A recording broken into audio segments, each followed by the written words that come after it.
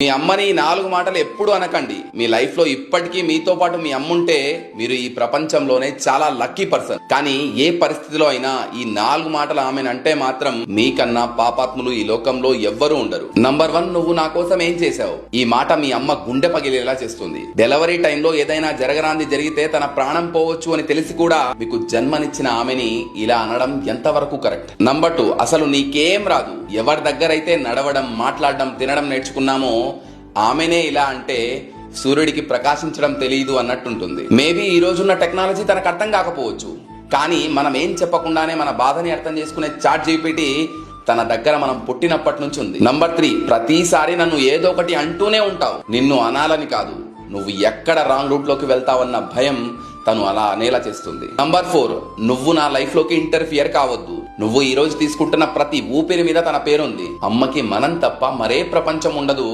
అలాంటి అమ్మని ఇలా అనొచ్చా? అమ్మ మీ దగ్గర నుండి దూరమైన రోజు మీకు అర్థమవుతుంది ఈ ప్రపంచంలో ఏది ఆశించకుండా నిస్వార్థంగా ప్రేమించే ఒకే ఒక పర్సన్ అమ్మ మాత్రమే అని. అమ్మను ప్రేమించే ప్రతి ఒక్కరు ఈ వీడియోని లైక్ చేయండి. అమ్మ పేరుని కమెంట్ చేసి ఈ వీడియోని ప్రతి ఒక్కరికి షేర్ చేయండి.